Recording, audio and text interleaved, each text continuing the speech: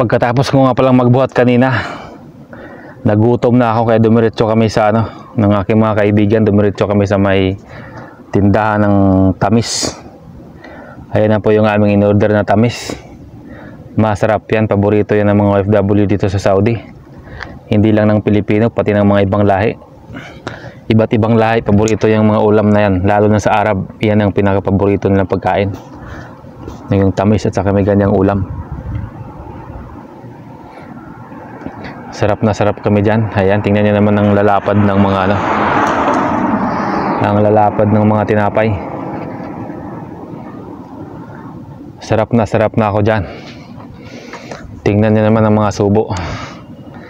Tingnan nyo yung aking subo na yan, oh. Subo mo na yan. Oh, ang laki ng subo.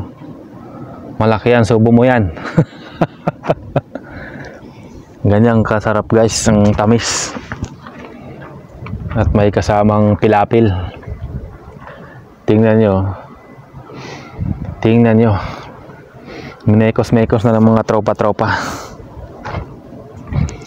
May minekos-mekos na insan yan, oh. Minekos-mekos na. Kinamay na.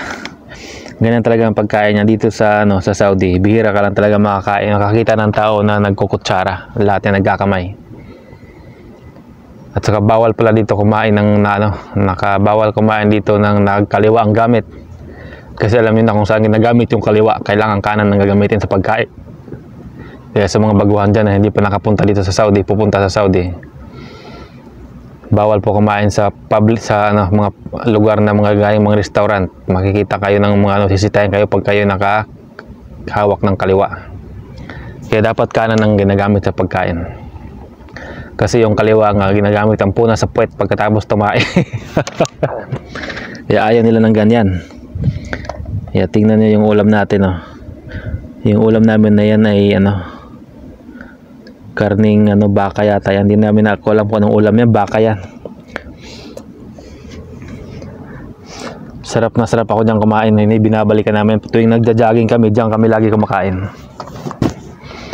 Kasi nga yung mga hindi ka naman tamad ka na magluto, kung gusto mo makakain ng masarap na pagkain, pumunta ka lang sa kainan.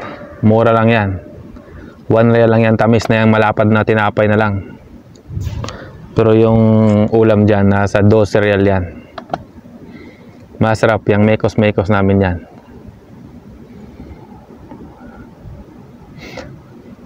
Ang saya-saya ng kainan, oh. Kaya dito sa ibang bansa, kahit hindi ka marunong magluto, pwede ka pa rin makakain. Basta marami kang pambili ng pagkain, lalo na kung gusto mo makakain ng masasarap na pagkain, kailangan mo sa labas kumain. Gumastos nga lang ng malaki. Pero yung ginastos namin dyan, nasa lang yan, nasa 35, apat kami naghahati, so tipid na sa almusal. Kaso sa akin, hindi pa ako nabusog kasi nga malakas akong kumain. Hindi ako basta-bastang pataubin pagdating sa kainan. Kaya kung meron kayong mga fiesta nyo na may mga handaan, iimbita nyo ako, hindi kayo malulugi. Huwag kayo iniimbita yung mga nahihiyang kumain, lugi ang pagpunta nyo sa fiestahan. Pero pag ako ang sinama nyo, hindi na kayo lugi, bawing-bawi pa.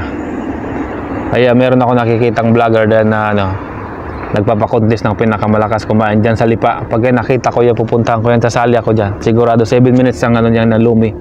7 minutes ang yan yung pakain. Lumi lang, napaka-konti lang. Baka sa akin ng 2 minuto lang, ubos ko na yan. Ganyan ako kalakas kumain. Kaya pag kumakain kami lagi ng tropa ko, lugi sila sa akin sa bayaran. Kasi hati kami sa bayaran, pero ako ang pinakamadaming nakain. Ako ang pinakaunang natapos, pero ako pa rin ang pinakamadaming nakain. Kasi napakalakas kong kumain. Kaya kung meron kayong mga handaan din, mga birthdayhan, may pakain sa patay. Mga kasalan, iimbitahin nyo lang ako, J Farms Forever. Nandyan agad ako, basta kainan. Basta walang ambagan, ha. Tingnan mo naman yung aking kaibigan na si Balong. Ang sarap ng kanyang kain. Ay, malapit na palang maubos ang aming ulam. Nahihiya pa kasi akong kumain dyan. Talagang ang kinakain ko dyan, isang kamay, tapos yung aking isang cellphone nakahawak sa isang cellphone ng aking isang kamay nakahawak sa cellphone, kaya medyo mahinahin na akong kumain. Pero kung dalawang kamay din ang hawak ko dyan, sigurado na ubos na agad yung aming kinain na yan. Pero sa mga ganyang anuhan, kaunti-kaunti muna.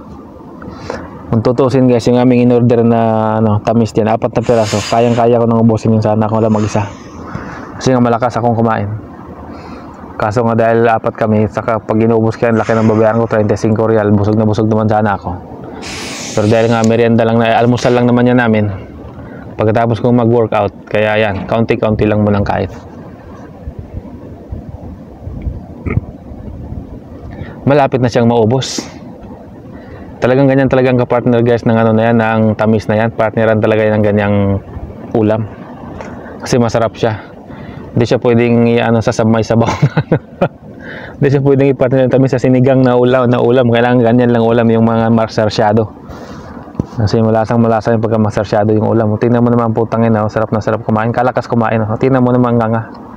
Hayop na yan, luging-luging ng kasama niyan sa lakas kumain ng hayop na yan.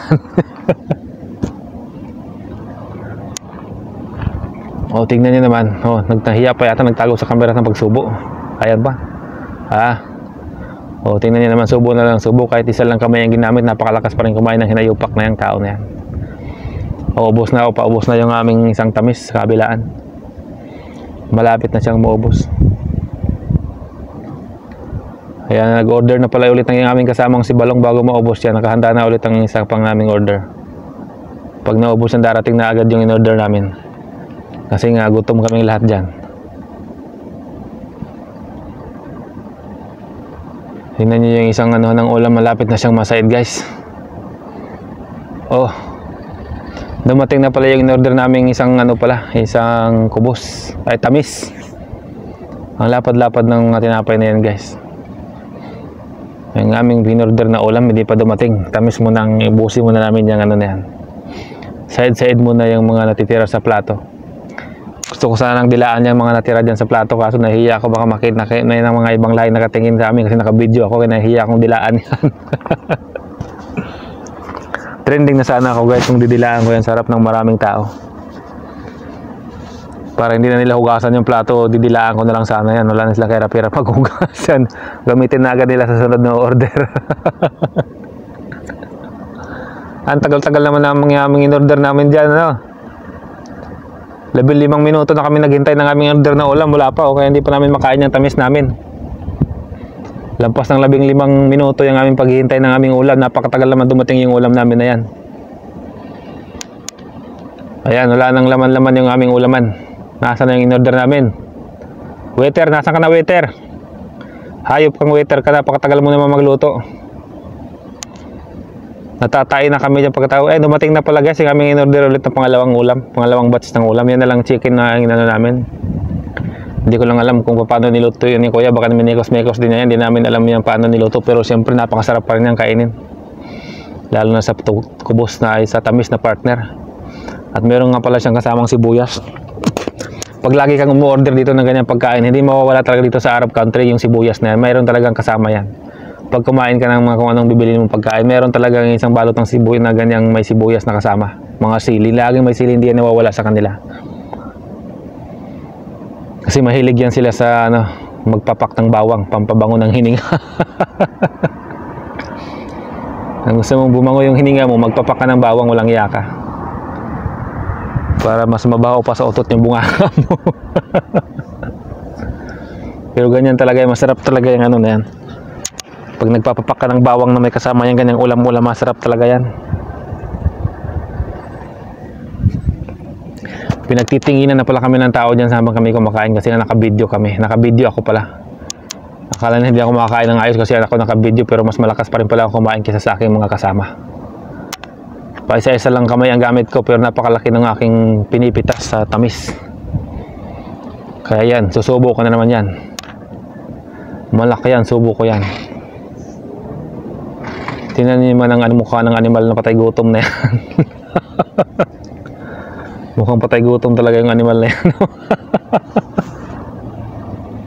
Hoy, mami, lugin-lugin na yung kasama mo. Dandahanin mo lang yung kain mo, hinayupak kang animal ka. Napakalakas mong kumain. Dandahanin mo lang, hoy. Sumubo ka na lang, sumubo na, nakatatlong subo ka na. Yung kasama mo, isang subo pa, wala nang, kaunti na naman yung ulam na tira. kaunti na naman yung tamis. Minikos-mikos na insan yan, oh. Tinira ko na naman yung guys, yung isang tamis. Yung nandun na, ubos na, wala nang natitira sa kasama ko. Dapat kasi nung binigay pala sana yung para hindi sila malugi sa akin, tig-isa na agad kami ng tamis. Kasi pag ganyan, dukot-dukot, malulugi talaga sila dyan. Lugi talaga yung kapartner ko sa dukutan dyan. Kasi talagang malakas talaga akong kumain. Pwede talaga ako sa mga piyestahan na may handaan. Lahat ng klase ng may handaan talaga dyan, pwede ako talaga. Kasi kung mayroong pang masisibang kumain, mas masibab ako masisibang kumain na yan. Lalo na kung masarap ang ulam na yan. Mikos-mikos ko na kaagad yan. Kainan na agad yan. Malapit nang maubos ang aming ulam. Tingnan mo niya, sinimot ko na yung mga nalatanggal sa plato. Nahiya man akong dilaan yan. Dilaan ko talaga sana yan. Kasi nahiya talaga ako sa mga nakatingin sa akin. Baka masabihan pa nila akong mga patay gutom. Tingnan mo naman sa akin kadugyutan. Minikos-mikos ko na yung mga natapon guys sa plastic. Kinain ko na rin. Kulang na lang dilaan ko talaga yung mga plato-plato na yan para masulit talaga. Sayang ang babayar, mahal pa naman. Sayang, wala na talaga. Kaya